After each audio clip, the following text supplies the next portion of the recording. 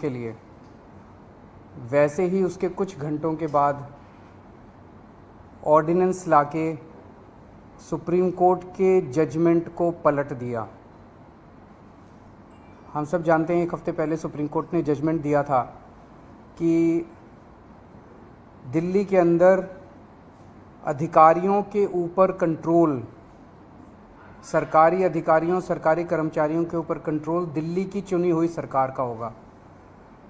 Supreme court ने यहाँ तक बोला था कि अगर किसी अफसर को ये पता है कि उसका मंत्री उसको उसका कुछ नहीं बिगाड़ सकता, तो वो अफसर मंत्री की क्यों सुनेगा। ये वो कोर्ट के ऑर्डर में लिखा है। तो इसीलिए कोई भी जिम्मेदार सरकार चलाने के लिए ये ज़रूरी है कि अफसरशाही और कर्मचारी जो हैं वो सीधे सीधे चुनी हुई सरकार के अंडर में आएँ। इसको कल इन्होंने 4 बजे कोर्ट बंद हुआ, 5 बजे और 10 बजे इन्होंने ऑर्डिनेंस पास करके उस कोर्ट के आदेश को पलट दिया।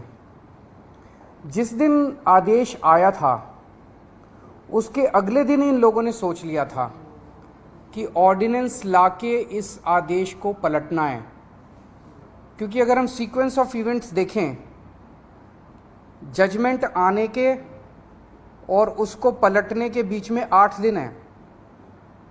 पहले 3 दिन सेक्रेटरी सर्विसेज गायब हो गया, उसका फ़ोन ऑफ हो गया। 3 दिन के बाद सेक्रेटरी सर्विसेज निकलते हैं, कहते हैं मैं कोर्ट का ऑर्डर मानने को तैयार हूं। तो चीफ सेक्रेटरी फिर बीच में गायब हो जाते हैं और सिविल सर्विसेज बोर्ड की मीटिंग होने में 3 दिन लग जाते हैं। फिर फाइनली जब सिविल सर्विसेज बोर्ड की मीटिंग होती है और एलजी के पास प्रस्ताव भेजा जाता है तो 2 दिन एलजी साहब बैठ जाते हैं उसके ऊपर। 8 दिन इन लोगों ने इस तरह से बिता दिए। ये सारे के सारे कोर्ट के बंद होने का इंतजार कर रहे थे कि कब कोर्ट बंद होगा, कब कोर्ट की छुट्टियां होगी और कब हम अध्यादेश लाएंगे। तो प्रश्न ये उठता है कि ये कोर्ट के बंद होने का इंतजार क्यों कर रहे थे कि जब कोर्ट बंद होगा तब हम अध्यादेश लाएंगे। पहले ले आते, जब कोर्ट की छुट्टियां नहीं चल रही थी, जब कोर्ट खुला था, जिस दिन अध्यादेश आया 3 दिन बाद, 4 दिन बाद, 5 दिन बाद ले आते। क्योंकि ये अंदर दिल के अंदर जानते हैं कि ये अध्यादेश पूरी तरह से गैर कानूनी, गैर संवैधानिक और जनतंत्र के खिलाफ है।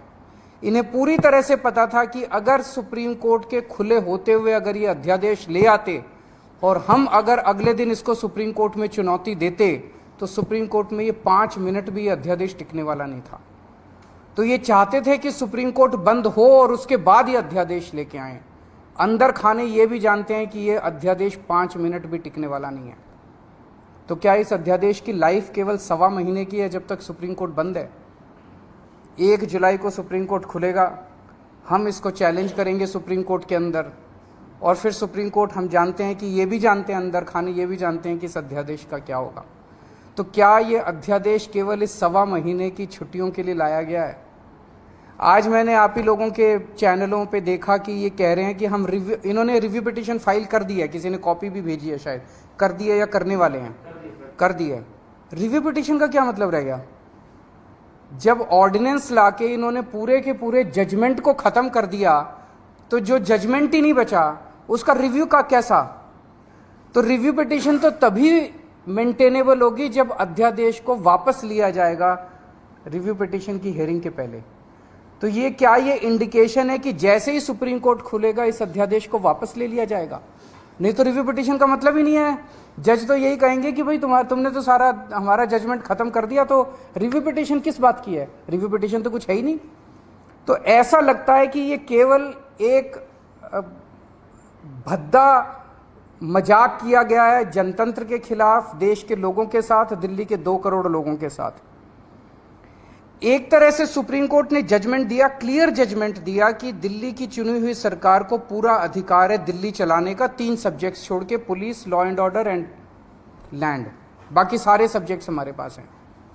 उस जजमेंट को 1 हफ्ते के अंदर ये अध्यादेश लाके अगर ये टर्न डाउन कर देते हैं तो ये आम आदमी पार्टी तो बहुत छोटी सी पार्टी है, हम तो बहुत छोटे लोग हैं। ये तो सीधे सीधे केंद्र सरकार सुप्रीम कोर्ट को चुनौती दे रही है, सुप्रीम कोर्ट को चैलेंज कर रही है कि तुम जो मर्जी ऑर्डर कर लो, तुम्हारे सारे ऑर्डर हम 2 मिनट के अंदर ऑर्डिनेंस लाके बिल लाके सब खत्म कर देंगे।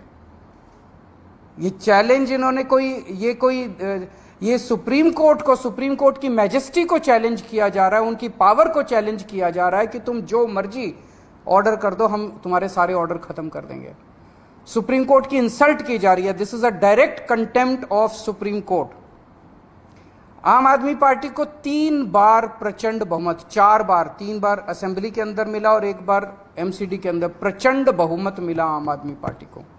दिल्ली के लोगों ने बार बार चीख के कहा है कि हमें आम आदमी पार्टी की सरकार चाहिए, हमें आम आदमी पार्टी की सरकार चाहिए, हमें आम आदमी पार्टी पसंद है। और बार बार इन लोगों ने आम आदमी पार्टी को की सरकार को काम करने से रोका है। तो ये तो एक तरह से खुली चुनौती है कि तुम जिसको भी, हमारी पार्टी के अलावा जिसको भी चुनोगे, हम उसको काम नहीं करने देंगे। ये क्या बात हो गई? ऐसे देश कैसे चलेगा? पहले ये 2015 में नोटिफिकेशन लेके आए, उस नोटिफिकेशन के बाद ये एक 2021 में एक कानून लेके आए, जिस कानून से और हमारी पावर्स छीनी गई। पिछले साल झूठे केसेस में फंसा के हम अच्छे स्कूल बना रहे थे, हमारे एजुकेशन मिनिस्टर को जेल में डाल दिया ताकि स्कूल ना बन सके। हम अच्छे मोहल्ला क्लिनिक अस्पताल बना रहे थे, हमारे उसको हेल्थ मिनिस्टर को जेल में डाल दिया ताकि स्कूल अस्पताल ना बन सके। और अब ये कानून लेके आ गए। ये बेसिकली तो काम करने से रोकना चाहते हैं आम आदमी पार्टी की सरकार को, क्योंकि जैसा काम आम आदमी पार्टी की सरकार कर रही है वैसा काम करने की इनकी ना तो नीयत है और ना इनकी कैपेसिटी है वैसा काम करने की। पर मैं दिल्ली के लोगों को भी और देश के लोगों को भी कहना चाहता हूं कि स्पीड स्लो जरूर होगी कामों की। आज जो इन्होंने अध्यादेश पारित किया है, उन्होंने और भी कई सारे सेक्शंस डाले हैं, अभी भी हम स्टडी कर रहे हैं, तो स्पीड जरूर स्लो होगी, लेकिन सारे काम होंगे। काम को मैं रुकने नहीं दूंगा। ये अध्यादेश दिल्ली के 2 करोड़ लोगों को बीजेपी ने एक तरह से तमाचा मारा है। बीजेपी का कहना है तुम जिस भी सरकार को चुनोगे, चुन के देख लो, हम काम नहीं करने देंगे, हम काम रोकेंगे, हम तुम्हारी सरकार को काम नहीं करने देंगे। ये तो दिल्ली के लोगों को का अधिकार है अपनी सरकार चुनने का। भाई संविधान देता है अधिकार कि आप जिस मर्जी को वोट देके चुनो। वो कह रहे हैं कि जिसको भी चुनोगे हम तुमको काम नहीं करने देंगे। आम आदमी पार्टी छोटी पार्टी है, हम बहुत छोटे लोग हैं। देश बड़ा है, देश इंपॉर्टेंट है। कल हम नहीं होंगे, कोई और होगा, लेकिन देश रहेगा। इस तरह से सरेआम जनतंत्र को कुचलना, सुप्रीम कोर्ट को वो दिखाना, ये सही नहीं है। हम इसके खिलाफ सुप्रीम कोर्ट में या वो डालेंगे, इस ऑर्डिनेंस के खिलाफ सुप्रीम कोर्ट जाएंगे। और जब से ये ऑर्डिनेंस आया, केवल दिल्ली नहीं देश भर से मेरे पास फ़ोन आ रहे हैं, यहाँ तक कि बीजेपी के कट्टर समर्थक भी कह रहे हैं कि ये तो मोदी जी ने ठीक नहीं किया, ये तो प्रधानमंत्री जी ने ठीक नहीं किया। भाई 2015 में तुम नोटिफिकेशन लेके आए, उसी टाइम ले आते ऑर्डिनेंस, कोई कुछ नहीं कहता। 8 साल के संघर्ष के बाद दिल्ली के लोगों ने संघर्ष किया, आम आदमी पार्टी की सरकार ने संघर्ष किया। संघर्ष करने के बाद सुप्रीम कोर्ट ने जब इतना साफ फैसला दे दिया, उस फैसले को तुम पलट देते हो और तुम कहते हो हम सुप्रीम कोर्ट को नहीं मानते। इसके तो ये तो पूरा देश देख रहा है और पूरा देश कह रहा है ये तो बहुत गलत काम किया इन लोगों ने। तो दिल्ली के लोगों के बीच में जाऊंगा मैं अब, और बहुत जल्दी दिल्ली के अंदर महारैली की जाएगी। और मुझे जिस तरह से रिएक्शन आ रहे हैं जनता के, मेरे को लगता है कि इस बार दिल्ली के अंदर भारतीय जनता पार्टी को जनता 7 में से 1 भी सीट नहीं देने वाली। जनता बहुत नाराज़ है इनके हथकंडों से, इनकी तानाशाही से और इनकी गुंडागर्दी से। मैं आज इस मंच के ज़रिए सभी ऑपोजिशन पार्टीज़ को अपील करना चाहता हूं कि राज्यसभा के अंदर जब ये बिल आएगा, ऑर्डिनेंस जब बिल के रूप में पेश किया जाएगा, इसे किसी भी हालत के अंदर राज्यसभा में पारित नहीं करवाना। मैं खुद एक पार्टी के नेताओं से जाके मिलूंगा, उनसे समर्थन मांगूंगा कि इस बिल को अपोज करना है, ये जनतंत्र के खिलाफ है, किसी भी हालत में हमें इस बिल को पास नहीं होने देना राज्यसभा के अंदर। अगर आप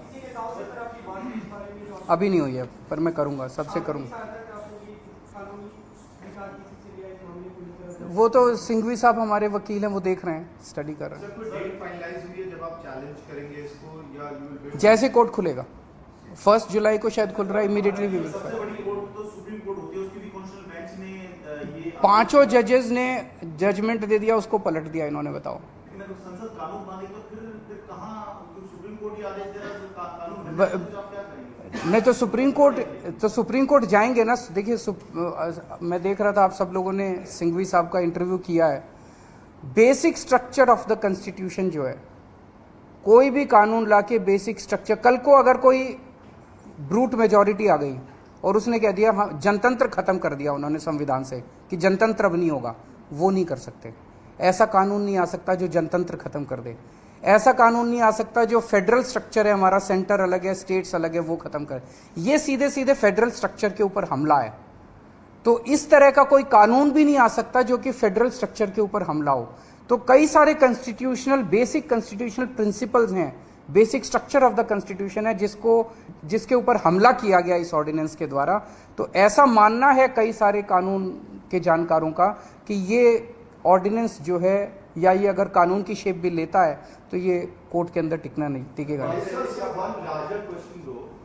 ये जो ऑर्डिनेंस पास हुआ, do you think this is no more Delhi versus centre, rather the court versus the, ये पूरी की पूरी लड़ाई अब एक तरह से सुप्रीम कोर्ट वर्सेस सेंटर है। ये केवल दिल्ली सरकार एक छोटी सी चीज हो गई है। उन्होंने तो सीधे सीधे कह दिया, इस तरह से तो ये बहुत खतरनाक चीज है। सुप्रीम कोर्ट कोई भी आदेश पारित करेगा, अगर केंद्र सरकार के खिलाफ पारित करेगा, केंद्र सरकार कानून लाके उसको पलट देगी, उनकी मेजॉरिटी है ना। फिर देश की जनता कहां रह गई? जैसे आप लोगों ने सुना होगा कि वो भी इन्होंने ऑर्डिनेंस लाके किया था, जो ईडी के डायरेक्टर की एक्सटेंशन वाला मामला था। ऑर्डिनेंस लाए थे, लेकिन अब सुप्रीम कोर्ट कह रहा है कि हम उसको, मतलब अभी जजमेंट नहीं आया, लेकिन हियरिंग के दौरान सुप्रीम कोर्ट ने कहा कि हम इसको नहीं मानते। It is obviously Keshwanand Bharati was the basic structure of the constitution. This is basic structure. They are attacking the basic structure of the constitution. नहीं, नेताओं की नहीं, आम आदमी पार्टी दिल्ली में करेगी। मैं दिल्ली की जनता के बीच में जाऊंगा,